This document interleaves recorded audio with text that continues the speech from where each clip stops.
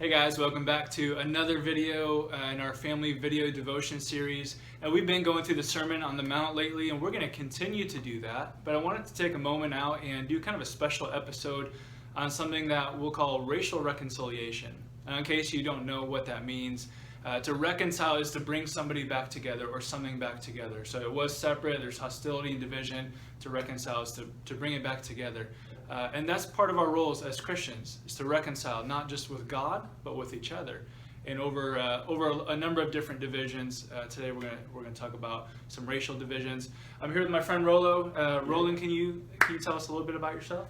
Yeah, my name is Roland Nightingale, graduate of Lincoln Christian University, and currently I am the group's associate pastor at First Christian Church of Champaign. I have a beautiful wife and 3 kids that are 7, 4, and 9 months. I had to think about that. Dude, that's a lot of numbers, dude. I'm still getting their birthdays down.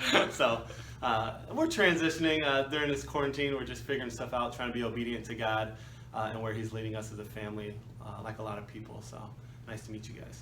So Roland and I are going to get to talk a little bit and discuss with you guys over some things near and dear to our hearts. I'm going to have you pause this video in a moment, and you're going to go ahead and grab a lighter and a candle, and we'll see you back after that.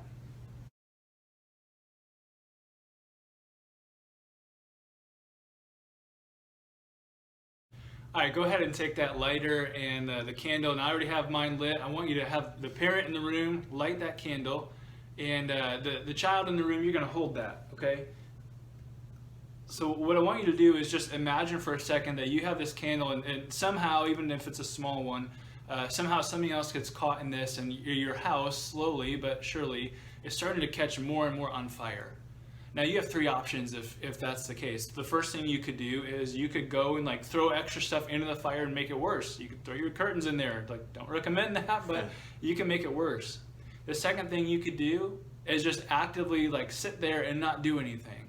So in that case, you're not making the fire worse, but you're also not helping to put it out.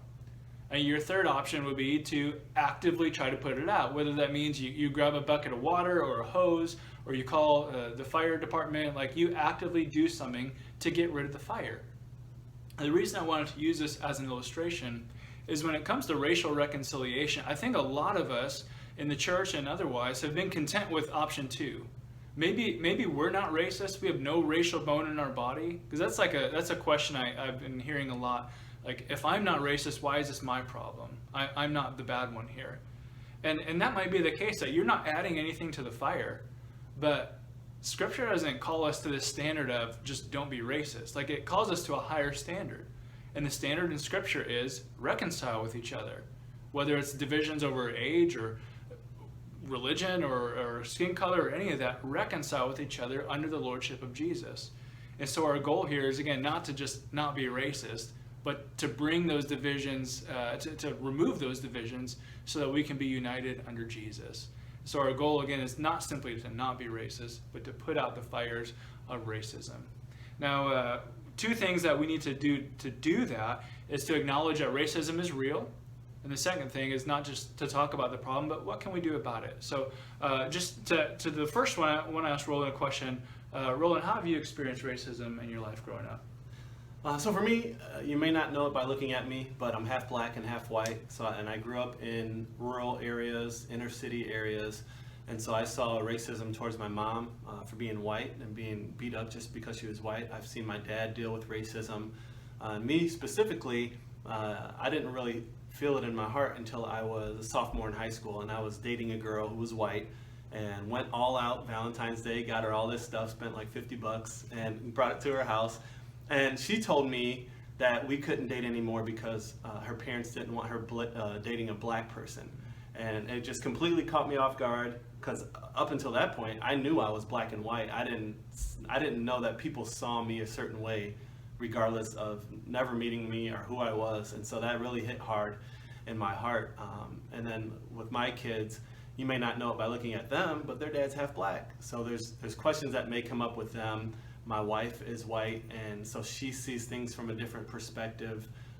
With just recently, she's like, I never understood white privilege until now, and going through this. And so there's just a lot of things that I've experienced because of it. So I'm going to give you guys a second to discuss this question amongst yourselves. how have you seen racism firsthand in your life?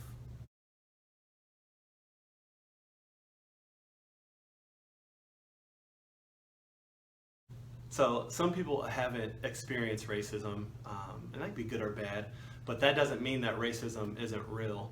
And we should take time to step back and listen to people, listen to their experiences, try to understand and empathize with other people, because right now people are hurting. There's a lot of pain going on, and if you don't understand where that pain is coming from, you can't address it or help the issue any. We see in Scripture over and over Jesus talks about racism, specifically with the Israelites and the Samaritans. He mentions it when he's healing people. He mentions it with the Good Samaritan. He mentions it with the woman at the well who was a Samaritan.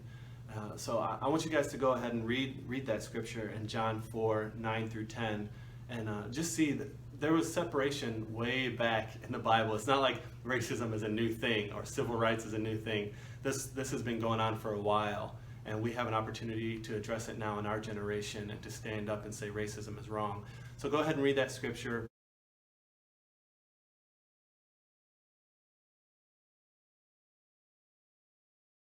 So like what we talked about earlier is our goal is to call out sinful behavior, whether it's in the church or an individual's life. But if that's all we do, we're not doing a lot of good. Like that is the first half. We need to address the sickness, we need to address the issue. So we do need to hear stories about racism and how it's affected people. But we need to continue to move past that and use that knowledge that we've gained from listening and be able to move in the right direction so we do experience justice and peace and reconciliation. And that's why I'm going to have you read these next two scriptures. The first one is 2 Corinthians 5:16-21. And the second one is Ephesians 2, verses 14-16. And both of those talk about reconciliation in light of the way God has reconciled with us. So scripture says, because Christ has reached out to you and brought you and God back together, that means you need to be able to reconcile with each other. Again, no matter what that division is. So in light of our reconciliation with God, let us reconcile with each other. Go ahead and read those two verses together.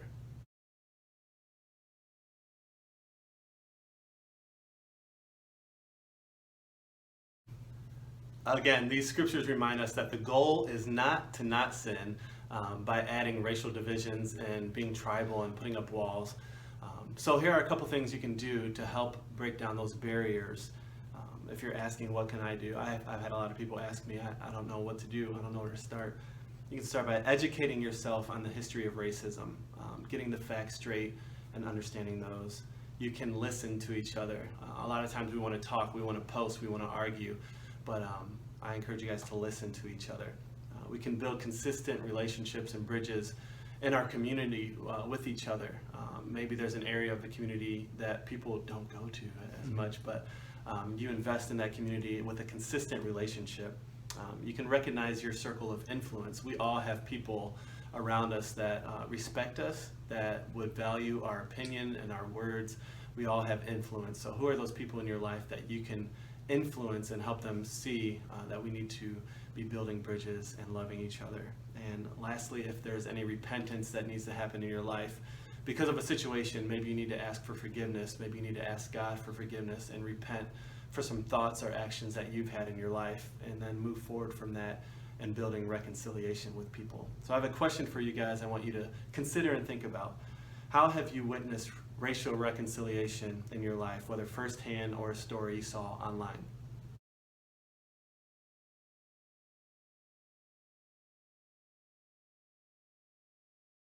As we wrap some things up, I just want to ask you, Roland, are there any last things you want to add here, or do you have any like favorite resources or specifics when you mention like racial reconciliation? Yeah, so I would say just be yourself, be authentic, be real. God knows your heart, He knows your intentions. If you don't understand where you should start, what you should do, just be honest about it. I had a friend who was like, well, how do I interact with people of different cultures? Just be yourself. Like, people will know that you care just because you're being a real person with them. And I just found out this at InterVarsity Press, which is a Christian material resource. They put out all kind of Christian books. They released all of their racial diversity books for free online. So you can go to InterVarsity Press and check out all the materials. They have resources on racism in history, just different perspectives about the church moving forward with racism. So you can go check that out. And Nelson Mandela has a quote that I really like. No one is born hating another person because of the color of their skin or their background or religion. People must learn to hate. And if they can learn to hate, they can be taught to love.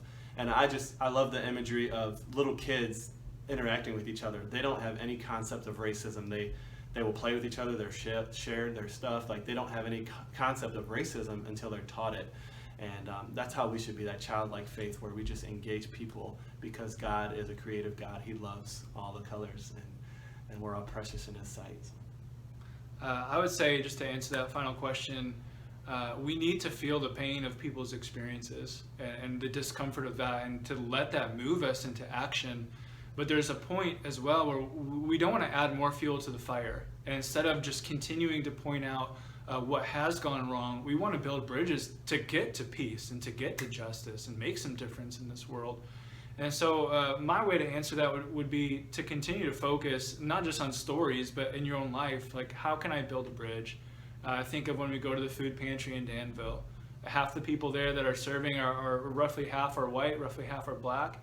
Roughly half the people getting food there are about half white and half black. And it's a beautiful picture of people coming together in a great way under the name of Jesus to serve those who are in need. And so I would say continue to be a part of that and show people that, like, this is possible in the kingdom of God. We're meant to be a place where all nations and tribes and peoples and languages are being brought together because of the unity of Jesus. So I'm going to have you end like we normally do. We're going to have a time of prayer where you can pray out loud on your own, or have one person pray, however you want to do that. And I would ask you to pray outside of like specific needs. You might bring up, pray for unity, pray for peace when it comes to racial reconciliation. And my challenge for you is this. Earlier, Roland listed off, I think, 5 different things that we can do as like a starting point, and then he mentioned some other resources too.